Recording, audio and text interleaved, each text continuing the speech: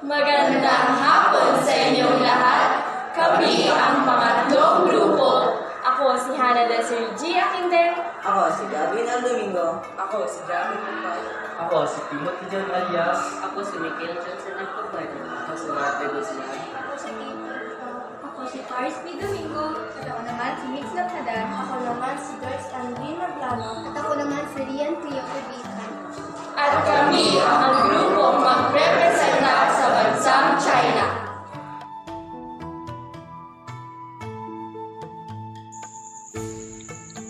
Kabihasnan ng China sa Silangang Asya.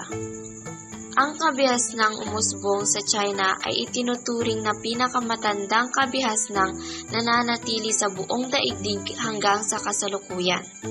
Nagsimulang manirahan ang mga Tsino sa tabi ng Ilog Guangzhou o mas kilala bilang Yellow River.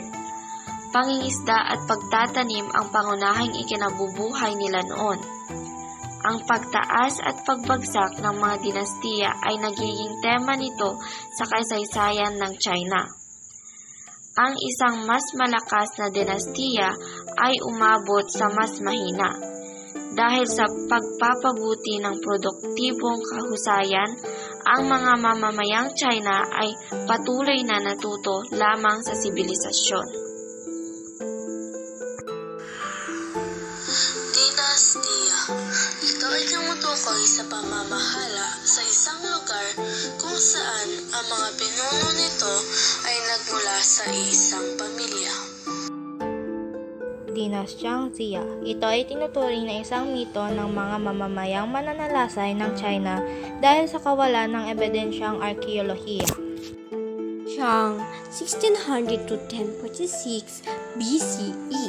Ito ang pinakamaunlad at pinakamatatag na dinastiya na humahantong sa maraming pagsulong sa kultura, tulad ng industriya sa anong paggamit ng tanso, kalendaryo, ritual ng relihiyon at pagsulat. Nakasulat sa oracle bones o mga tortoise shell at cuttle bone ang kasulatan ng panahong ito. Itinuturing na pinakamatanda na panulat sa Chinese. Nakatuon ang relihiyong Shang sa pagsamba sa mga ninuno gamit ang oracle bones sa pakikipag-usap at nagsagawa ng mga pagsakripisyo ng mga tao. Zhou Chu. Noong 1045 hanggang 221 BCE, naniniwala ang mga Tsino noong panahong ito na taglay ng kanilang pinuno ang bisa ng Mandate of Heaven. Mga mahuhusay na pilosopong Chinese kasama si Confucius. Golden Age.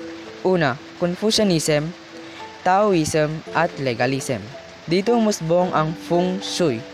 Ang Feng Shui ay isang makapangyarihan, paraan para makaranas ng balanse, masayang buhay na puno ng inspirasyon.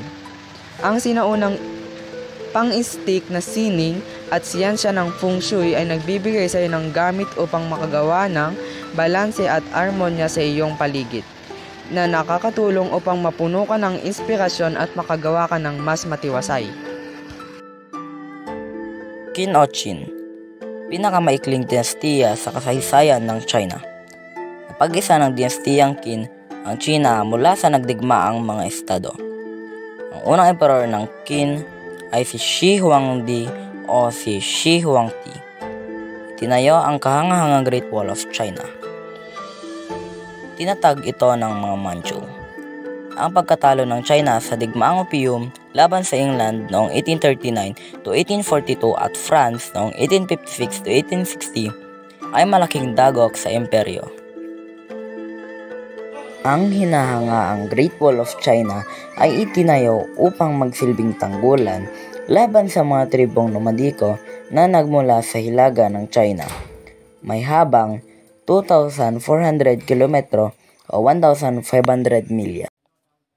Lalong humina ang dinastiyang Qin nang magapi ang hukbong Chino sa digmaang Sino-French noong 1883 to 1885 at digmaang Sino-Japanese noong 1894 to 1895. Noong 1911, nagwakas ang sistema ng dinastiya ng China nang maganap ang revolusyon ng 1911 na nagbigay daan sa pagkatatag ng Republika ng China.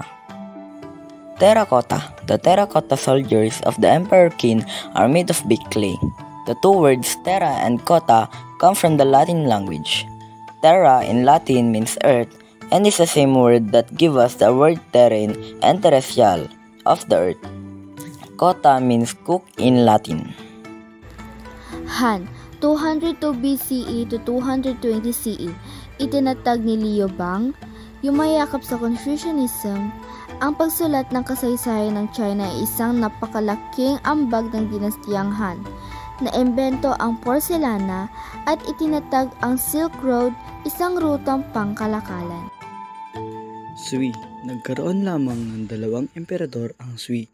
Gayunman, nagawa nitong muling pag-isahin ang watak-watak na teritoryo ng China. Isinaayos sa panahong ito ang Great Wall na napabayaan ng mahabang panahon. Ginawa rin ang Grand Canal na nag-uugnay sa mga ilog ng Huanghe at Yangtze. Sui, isa sa pinakamaikling dinastiya. Napag-isa muli ang China pagkatapos ng mahabang pagkawatak-watak. Ginawa ang Grand Canal. Inayos ang Great Wall of China. Tang, 618 CE to 907 CE. Ito ay tinatag ni Liu An dahil sa mga pang-aabuso. Ito ay isang ginintoang panahon ng reforma at pagsulong sa kultura. Dito nagsimula ang mga patakaran na sinusunod pa rin sa China ngayon. Nalikha rin dito ang unang komprehensibong criminal code sa China. Ang imperial na pagsusulit o civil service examination ay naging batayan upang pumili ng mga kandidato para sa China. Ngayon, ang ating bansa ay patuloy na yumayakap sa ganitong pamamaraan, kung saan ang mga iba't ibang tao sa ating ahensya ng ating gobyerno ay patuloy na dumaraan sa eksaminasyon ng civil service. Dito nagawa ang pinakaunang aklat na The Diamond Sutra, nagawa sa wood block printing. Buddhism din ang naging dominanteng relihiyon sa panahong ito, at ang unang naimbento rin dito ay ang gunpowder. Song, Pre-Modern Economic Revolution, perang papel o banknote, compass navigation, movable type printing. Yuan Dynasty 1279 hanggang 1368. Ito ay tinatag ni Kublai Khan na isang Mongol. Ang China ay pinamumunuhan ng isang mananalakay mula sa Hilaga. Pagkatapos ng mga labanan, dumaan ang dinastiya sa tinatawag na Pax Mongolica o panahon ng kapayapaan. Maayos na sistema ng komunikasyon at mabuting kalakalan sa malawak na teritoryong sakop mula sa Timog Silangang Asya hanggang sa Silangang Europa. Sa dinastiyang ito nakarating si Marco Polo, isang Italianong manlalayag na nagbigay daan upang makilala kung gaano kayaman ang Asya. Dito rin naimbento ang tipat at nadiskubre sa dinastiyang ito ang mga sakit dulot sa sangkap ng mga pagkain. Ming, naitayo ang Forbidden City na payaman ang sining porselana, nakarating sa Indian Ocean at silangang bahagi ng Afrika ang mga Tsino.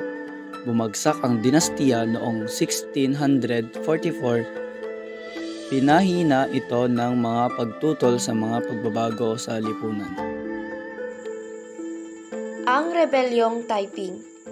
Hinangad ng Rebelyong Taiping at Rebelyong Nien noong 1851 hanggang 1863 na pabagsakin ang mga Manchu na lubhang mahina at walang kakayahang labanan ang panghihimasok ng mga kanluranin.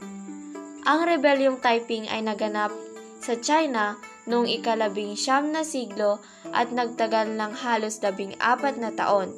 Sa pamumuno ni Xu Chuan ito nangyari. Kapayapaan ang kahulugan ng salitang Taiping.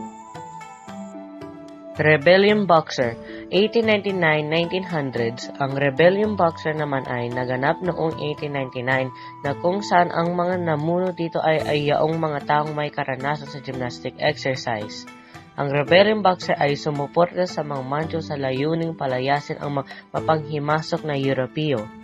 Ito ay naganap upang tuklasin ang paglala ng korupsyon, paalisin ang mga dayuhang Europeo na nakatira sa China at ipaglawan ang kasarinlan ng bansang China. Lalong humina ang dinastiyang Qing nang magapi ang hukbong Chinese sa digmaang Sino-French noong 1883-1885 at Sino-Japanese noong 1894 hanggang 1895. Noong 1911, nagwakas ang sistema ng dinastiya ng China nang maganap ang Revolution ng 1911 na nagbigay daan sa pagkatatag ng Republika ng China. Muli, kami ang pangatlong grupo na nagrepresenta sa bansang China. Salamat